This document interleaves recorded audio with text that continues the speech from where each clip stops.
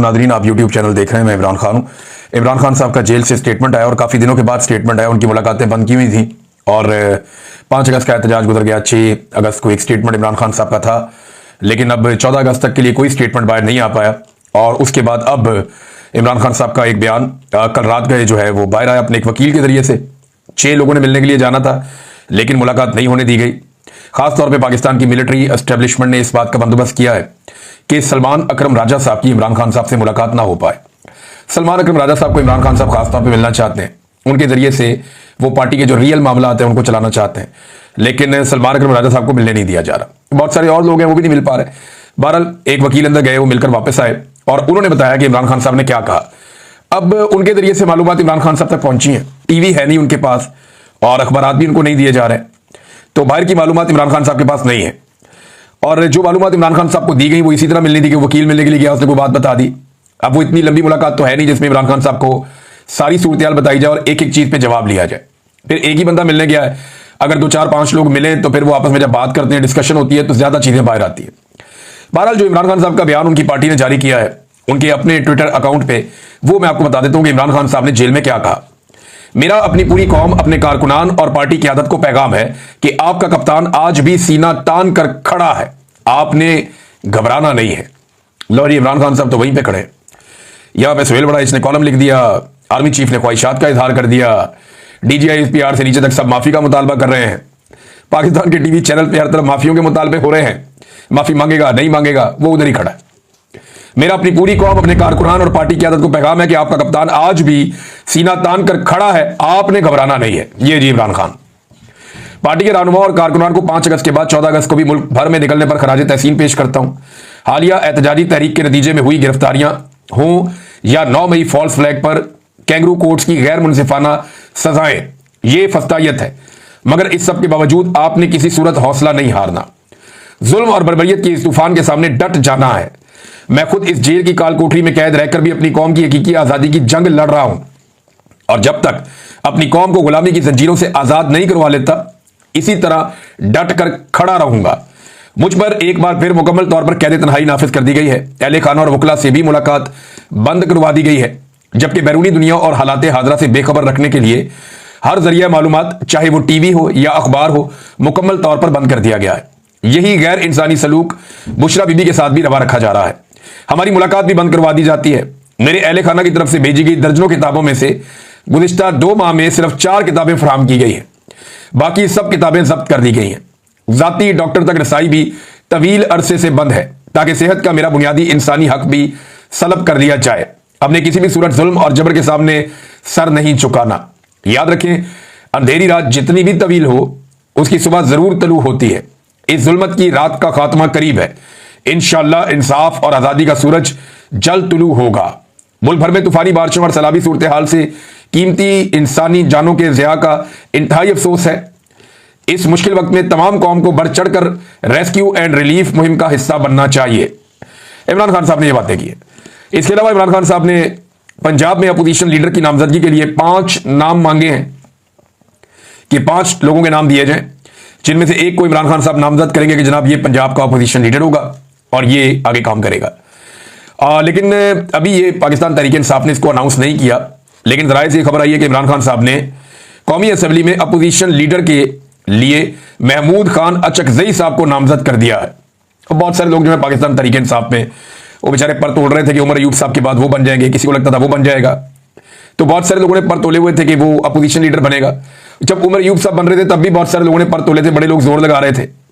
शेर अब्दुल मरवत साहब की भी एक ख्वाहिश थी, मैंने उसका तस्करा भी किया था कि वो बनना चाहते हैं अपोजिशन लीडर, और भी बहुत सारे लोग बनना चाहते थे। लिहाजा अभी भी बहुत सारे लोग बनना चाहते थे, लेकिन इमरान खान साहब ने महमूद खान अचकजई का नाम दिया है। महमूद खान अचकजई साहब वो आदमी हैं जिन्होंने बड़ी जबरदस्त तरीके से इस ड्यूरेशन में, टाइम ड्यूरेशन में, जो 8 फरवरी का इलेक्शन हुआ 2024 में, उसके बाद से अब तक उन्होंने एक अच्छे अपोजिशन लीडर का किरदार अदा किया है। साथ ही साथ महमूद खान अचकजई साहब ने पाकिस्तान तहरीक इंसाफ को कहा था कि अगर आप सारे मुझे हलफ दे देना कि आप में से कोई भी एस्टेब्लिशमेंट से रब्ता नहीं करेगा या उनकी बात नहीं मानेगा, तो मैं गारंटी करता हूं कि ये लोग घुटने पे आएंगे। ये माजी में इस तरह के दावे करते रहे।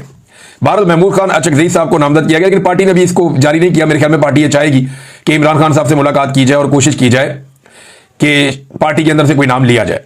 दूसरा, पार्टी ये भी चाहती है कि ज़िमनी इंतखाबात में पार्टी हिस्सा ले, जबकि इमरान खान साहब का मौक़िफ़ ये है कि जिन लोगों ने वफादारी निभाई है वही इन सीटों के मालिक हैं, ज़बरदस्ती उनसे ये सीटें छीनी गई हैं, उनकी जगह पे किसी और को टिकट देना ये एक ज्यादती है और ये सरेंडर करने के मुतरादिफ है।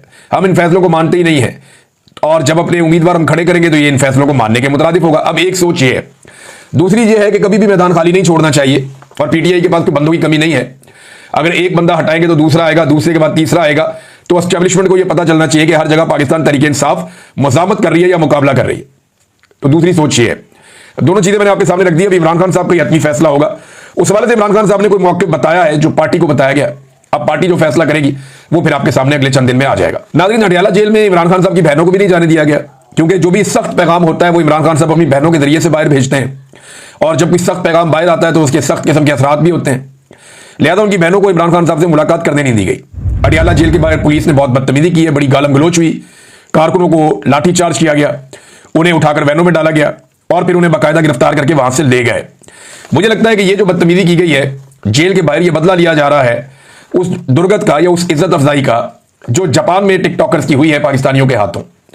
क्योंकि पाकिस्तानियों ने जापान में टिकटॉकर्स की बड़ी टका के इज्जत अफजाई की है और यानी ये इनको इस सूरत का सामना क्यों करना पड़ रहा है? जाली हुकूमत है ना, इनके पास मैंडेट नहीं है तो लोग रिएक्ट करते हैं। अगर कोई हुकूमत मैंडेट के साथ और वो जाए और उनके ऊपर लोग ऐसे करें तो हमेशा उसकी मजम्मत करनी चाहिए। लेकिन ये लोग, इनके पास मैंडेट ही नहीं है और जब मैंडेट नहीं है तो लोग रिएक्ट करते हैं कि जब इनको तो हमने वोट ही नहीं दिया, ये कहां से हमारे पैसों से फिर रहे हैं, हमारे पैसे लेकर कहां पे घूम रहे हैं। तो वो उनको ऐसे देखते हैं जैसे कोई चोर जा रहा है, फिर वो इनके साथ ज्यादती करते हैं। बहरहाल, और दूसरा जो माफी वाली एक ख्वाहिश का इजहार किया गया या करवाया गया सुहेल वड़ाइच साहब के जरिए से, उस ख्वाहिश की जो दुर्गत बनी है उसके बाद ऐसा लगता है कि अडियाला के बाहर बदला लिया गया, कारकुनों को मारा कुटा गया, उन्हें घसीटा गया, गाड़ियों में डाला गया, उन पर तशद्दुद किया गया, फिर उन्हें गिरफ्तार कर लिया गया, बल्कि यह भी कहा जा रहा था कि इनको थाने जाके फिर मारो। अब ये एक जुल्म है। देखिए, कायदे आज़म की तस्वीरें लेकर लोग निकलते हैं, लोगों पे मुकदमा दर्ज हो जाते हैं। कितनी अफसोसनाक बात है। इमरान खान साहब की बहनें वहां पे मौजूद रही सारा दिन, उन्होंने बड़ी कोशिश की कि इमरान खान साहब से उनकी मुलाकात हो जाए, लेकिन उनकी मुलाकात इमरान खान साहब से नहीं करवाई गई। और अलीमा खान साहब ने कहा कि हम अपने भाई के लिए परेशान हैं, कोई शौक से तो हम यहां बैठने नहीं आए। मैंने अली अमीन गंडापुर को कॉल की है और अली अमीन गंडापुर को कहा कि आप उनसे बात करें, क्योंकि गंडापुर साहब की तो एस्टेब्लिशमेंट से रोजाना की बुनियाद पर बातचीत होती है, ऑपरेशन के मामला पे भी होती है, क्योंकि गंडापुर साहब ऑपरेशन करवा रहे हैं खैबर पख्तूनख्वा में। इमरान खान साहब ने मना किया, फिर भी चल रहा है। जब उन्हें जरूरत होती है तो बताते हैं जी कर्फ्यू लगा दो, वो कर्फ्यू लगवा देते हैं। फिर अभी जो फ्लड्स आए हुए हैं उनके मामला में भी राब्ता तो गंडापुर का रहता है।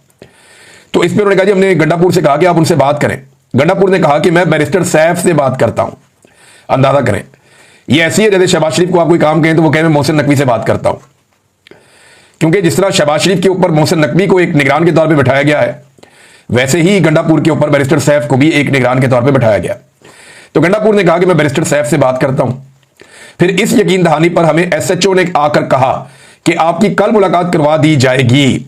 अब ये अलीमा खान साहब ने कहा, उन्होंने कल हम फिर आएंगे, क्योंकि हमें इंतजामिया ने कहा है कि कल मुलाकात करवाएंगे। अब देखते हैं कल पाकिस्तान तहरीक इंसाफ के लोग आते हैं या इमरान खान की बहनें आती हैं तो उनकी मुलाकात करवाई जाती है या नहीं करवाई जाती। राणा सनाउल्लाह साहब ने एक स्टेटमेंट दिया। राणा सनाउल्लाह साहब का स्टेटमेंट बड़ा सादा सादा है और बड़ा तफसीली स्टेटमेंट भी है, बहुत डिटेल के साथ भी आया हुआ है। वो ये कहते हैं कि नफरत की सियासत, इंतकाम की सियासत नहीं होनी चाहिए, मुल्क जो है वहां पे सियासी इस्तेहकाम होना चाहिए। इसका मतलब यह है कि उन्हें इस बात की समझ आ गई है कि सियासी अदम इस्तेहकाम खत्म नहीं होगा जब तक कि इमरान खान साहब को रिहा नहीं किया जाएगा, और जब तक इमरान खान साहब नहीं चाहेंगे तब तक ये अदम इस्तेहकाम रहेगा। वजह यह है कि मैंडेट इमरान खान के पास है और अवाम इमरान खान को फॉलो कर रही है, उनके पीछे चल रही है। राणा सनाउल्लाह ने कहा कि मुस्लिम लीग नून इंतकाम की सियासत पर यकीन नहीं रखती। आप इमरान खान साहब की सूरत हाल देख लें, ये जो कुछ भी हो रहा है नून लीग की हुकूमत इसमें जिम्मेदार है। तो ये इंतकाम नहीं है तो और क्या है? खवातीन पर जो तशद्दुद किया जा रहा है, जो चादर और चार दीवारी का बार बार तकद्दुस पामाल किया जा रहा है, सबसे ज्यादा पंजाब में होता है ना, या इस्लामाबाद में होता है जहां नून लीग की हुकूमतें हैं। यास्मीन राशिद से किस बात का बदला लिया जा रहा है?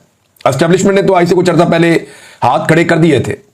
उन्होंने कहा था कि यास्मीन राशिद को और ज्यादा हम दीवार के साथ नहीं लगा सकते, इतनी ज्यादती हमने कर दी है, इससे ज्यादा हम क्या ज्यादती करें खातून के साथ। तो एस्टेब्लिशमेंट से आज से चंद महीने पहले, ये मैं अप्रैल की बात आपको बता रहा हूं, कि एस्टेब्लिशमेंट ने हाथ खड़े कर दिए थे, लेकिन नवाज शरीफ साहब ने कहा कि ये खातून अगर बाहर आ गई तो मेरी जलालत हो जाएगी। तो ये इंतकाम अगर नून लीग नहीं ले रही तो और कौन ले रहा है? सहाफियों पर पाबंदियां लगी हैं, पीका जैसा खौफनाक कानून आप लेकर आ गए हैं, जुल्म और बर्बरियत चल रही है। शहीद अरशद शरीफ वाले मामले में मरियम नवाज ने उनकी लाश का मजाक उड़ाया था, और बदला क्या होता है? राणा सनाउल्लाह साहब, बदतरीन बदला नून लीग ले रही है और नून लीग बदला लेने में यकीन रखती है। अगर यकीन नहीं आता तो नवाज शरीफ का फेवरेट एसएचओ कौन है, ये देखें आप। ये नवाज शरीफ का फेवरेट एसएचओ जिसकी तस्वीर नवाज शरीफ के साथ है। अब सिर्फ आप इस आदमी के कारनामे चेक कर लें, इस एसएचओ के, तो आपको आइडिया हो जाएगा कि नून लीग और नवाज शरीफ की सोच क्या है, कि उनका फेवरेट एसएचओ क्या कर रहा है। वहां से आपको आइडिया हो जाना चाहिए। एहतशाम अली अब्बासी साहब लिखते हैं अपने ट्वीट में कि इस्लामाबाद पुलिस का अगवा बराए तवान में मुलव्वस नून लीगी सब इंस्पेक्टर अशफाक वड़ाइच थाना गोलड़ा से एसएचओ शहजाद टाउन तैनात कर दिया गया। याद रहे, अशफाक वड़ाइच को इस्लामाबाद हाई कोर्ट के हुक्म के मुताबिक नौकरी से बर्खास्त करने के अहकाम जारी किए गए थे। इन पर इल्जाम था कि उन्होंने गौरी टाउन से एक शहरी को अगवा किया, 9 माह इसे हब्से भेजा में सीआईए सेल में रखा, 10 लाख रुपए तावान मांगा और मामला 5 लाख में तय पाने के बाद दीदा दलेरी से थाना सेक्रेटेरिएट में रकम वसूल करके वालिद के हवाले किया, जिसकी सीसीटीवी फुटेज हाई कोर्ट में मोहसिन अख्तर कियानी साहब की अदालत में पेश की गई, जिस पे इनके खिलाफ अदालत ने एक्शन लिया। बस यही नहीं, अशफाक वड़ाइच के कारनामों की एक तवील फहरिस्त है। एक मरतबा डिस्ट्रिक्ट कोर्ट ने एक मुकदमे में पाकिस्तान तहरीक इंसाफ के वर्कर्स को डिस्चार्ज किया, मगर अशफाक वड़ाइच ने अदालती अहकामात को पसे पुश्त डालकर जुडिशियल कम्प्लेक्स के बाहर इन्हें फिर से गिरफ्तार कर लिया और कवरेज करने वाले सहाफियों को भी धमकियां लगाई, पीछे हट जाओ नहीं तो तुम्हें एहतजाज केस में गिरफ्तार करवा दूंगा। इसके अलावा एयर कोमोडोर सज्जाद हैदर और उनकी बेगम से भी इसी अशफाक वड़ाइच ने खुल्लम खुल्ला बदतमीजी और गालम गलोच की थी और गिरफ्तारी की धमकियां भी देता रहा। एक मजीद वाकया आपको याद होगा कि पाकिस्तान तहरीक इंसाफ के कारकुनों खवातीन पे क्रैकडाउन के वक्त एक रात 1:30 बजे राणा सनाउल्लाह ने प्रेस कॉन्फ्रेंस की थी और कहा था कि पीटीआई की जेल में मौजूद खवातीन के साथ कोई बुरा सलूक नहीं हुआ। इस दिन दरअसल हुआ यह था कि एक इसी नून लीगी एसएचओ अशफाक वड़ाइच, जिसने पीटीआई की जेल में मौजूद खवातीन के साथ छेड़छाड़ की और उनको रेप की धमकियां दी, जिसके बाद वो वाकया बाहर लीक होता इससे पहले राणा सनाउल्लाह प्रेस कॉन्फ्रेंस करने आया और उसको झूठ करार दे दिया। डॉक्टर मारंग बलोच भी इसी नून लीगी एसएचओ अशफाक वड़ाइच के थाने में कैद थी। डॉक्टर मारंग बलोच पर भी अपने 3 साथियों से मिलकर तशद्दुद किया। इस दौरान हामिद मीर के साथ भी इसी एसएचओ ने बदतमीजी की। शेख रशीद के मामला भी इसी एसएचओ ने किए और शेख रशीद ने अदालत में इनके खिलाफ दरखास्त भी दी और उन्होंने कहा तुम्हें सबक सिखाने में आया हूं। शेख रशीद को रेड के दौरान पुलिस अमला 3 आईफोन, 3.25 लाख की रकम, 6 घड़ियां और मुलाजमीन के फोन भी छीन कर ले गए। इमरान खान साहब की अदालतों में पेशी के दौरान 7 आए वर्कर्स के बाहर पार्किंग में खड़े मोटरसाइकिल की तोड़फोड़ की वीडियो भी अशफाक वड़ाइच की ही वायरल हुई थी और पतंगबाजी के हवाले से इसी ने एक मज़ाइका खेज ऐलान भी किया था मस्जिद से, जिसमें इसने कहा था जिसका बच्चा पतंगबाजी करता हुआ पकड़ा गया उसके बाप पर पर्चा दूंगा, सड़क के दरमियान खड़े करके जूते मारूंगा और उसका घर भी तोड़ दूंगा। बड़े कारनामे जनाब, ये अगर बदला नहीं है तो और क्या है। और ये मियां नवाज शरीफ साहब का फेवरेट एसएचओ है, फोटो भी मियां साहब के साथ है। दोनों के चेहरों की जो खुशी है ना वो देखने के लायक है। अब ये तो था नवाज शरीफ साहब का एसएचओ। नाज़रीन एक चीज आपके सामने और रखता हूं, SIFC, इसको लोग कहते थे सफेद हाथी है, इसको लोग कहते थे लंगड़ा घोड़ा है। इसके बारे में लोग कहते हैं कि ये बना तो लिया पाकिस्तान के फील्ड मार्शल आसिम मुनीर साहब ने और बड़ी ख्वाहिश के साथ बनाया था और पूरी कोशिश की इसको कामयाब किया जाए, लेकिन इसने नाकामी के वर्ल्ड रिकॉर्ड कायम कर दिए हैं SIFC ने। यानी जिस चीज को हाथ लगाते हैं, यानी हीरे और सोने को हाथ लगाता है तो मट्टी कर देते हैं। हालात आप यहां से चेक करें कि मुल्क में सरमायाकारी 50 साल की कम तरीन सतह पर पहुंच गई। इस इदारे ने सरमायाकारी लेकर आनी थी। मुल्क की तारीख में पहली बार 50% कपास की फैक्ट्रियां गैर फाल हो गई। इस इदारे ने पाकिस्तान में ज़राअत को ठीक करना था। किसान इतना परेशान माजी में कभी नहीं था जितना अब परेशान है। इस इदारे ने किसान की हालत बदलनी थी। सियाहत के मामला को इन्होंने बेहतर करना था, अपने हाथ में ली। सियाहत कहां से कहां पहुंच गई। इंडस्ट्री, सियाहत, मुल्क के हालात, हर चीज जो SIFC से जुड़ी हुई है वहां पे एक बड़ा फेलियर है। हत्ता कि जो सेंट्रल कॉन्ट्रैक्ट का ऐलान हुआ खिलाड़ियों के, कोई भी खिलाड़ी ए कैटेगरी का अहल नहीं हो सका और एक कैटेगरी खत्म हो गई। बाबर और रिजवान की भी तनजली हो गई।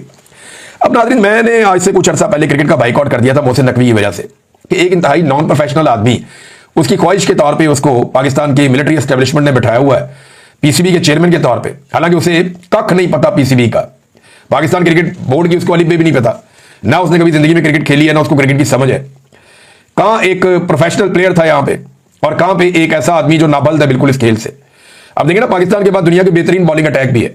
बहुत अच्छे बॉलर्स हैं, बड़े तेज बॉलर्स हैं, स्विंग बॉलर्स हैं, सीम बॉलर्स हैं, बड़ी अच्छी बॉलिंग करते हैं। मैं आपको 4-5 नाम भी ले सकता हूं इस वक्त जितने बेहतरीन बॉलर थे।